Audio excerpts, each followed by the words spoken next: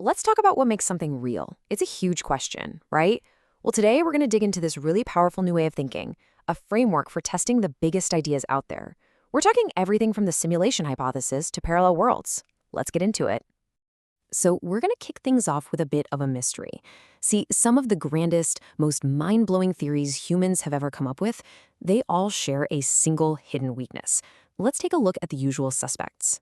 First on our list is the idea that our universe isn't just described by math. It actually is math.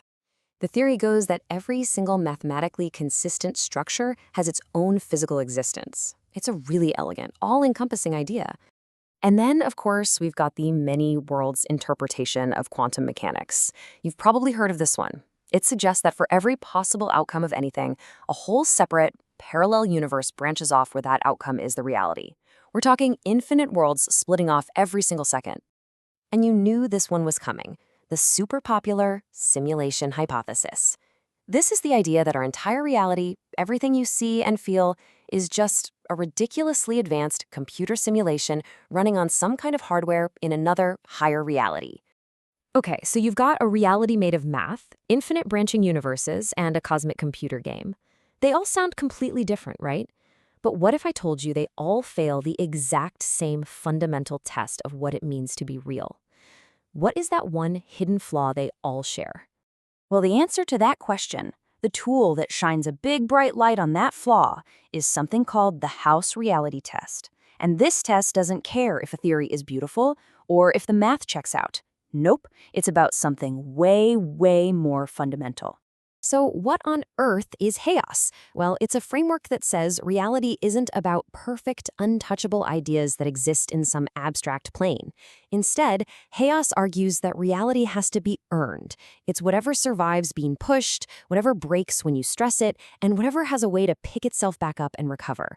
It's all about being tested by real interaction. This quote just nails it, doesn't it? It's the core principle. If you can't touch something, if you can't stress it to a breaking point, then according to HAOS, it just can't be considered real. It's the immunity to testing that's the problem, not how complex the idea is. So this is the engine of the test, and it's actually pretty simple. It breaks down into 3 key questions you can ask about any idea. First, how does the real world interact with it and push back? Second, how does it actually fail when it's put under pressure? And third, and this is the really crucial one, does it have a way to recover from that failure? All right, enough with the theory. Let's see how this thing actually works. We're going to take those big ideas from the beginning and we're going to run them through the HAOS gauntlet. This is going to be quick, but I think you'll see a pretty undeniable pattern start to emerge. First up, the mathematical universe. The claim is that all math exists. But the HAOS probe immediately asks, okay, but what interaction chooses our universe's math over all the other infinite possibilities?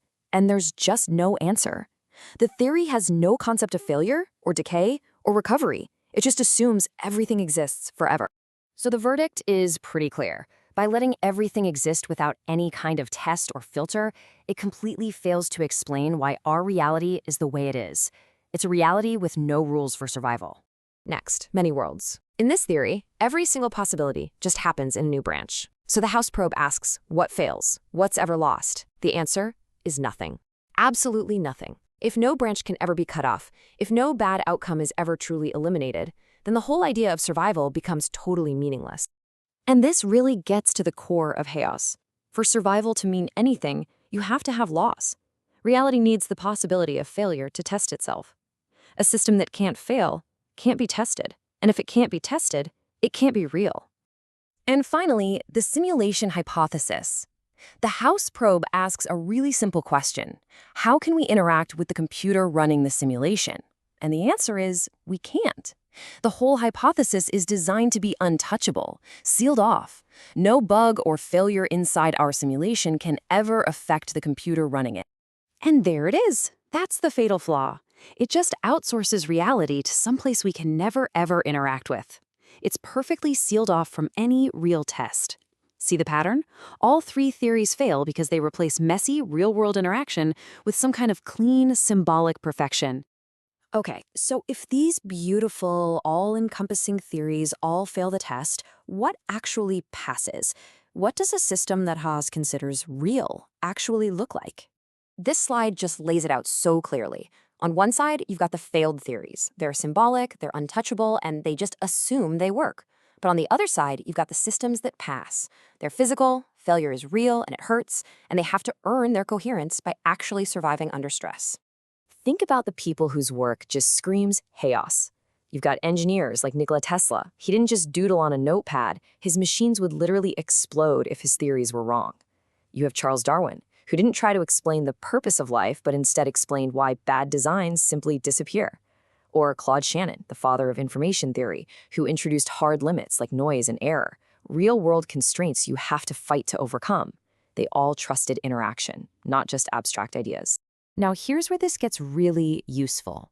The power of this idea isn't just about understanding it, it's about using it.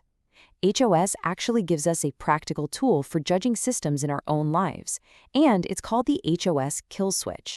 So here it is, a practical checklist you can apply to almost anything.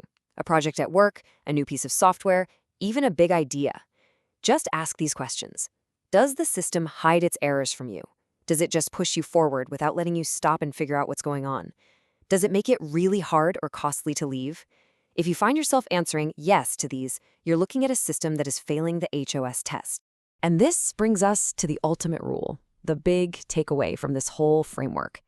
It's not about being wrong. We're all wrong sometimes. It's about a system making it harder to realize you're wrong and to correct your course. Any system that takes away your ability to pause, to figure things out, and to recover safely, that system is dangerous, no matter how amazing it looks on the outside. And that's not just a theory, that's survival engineering for a really complicated world.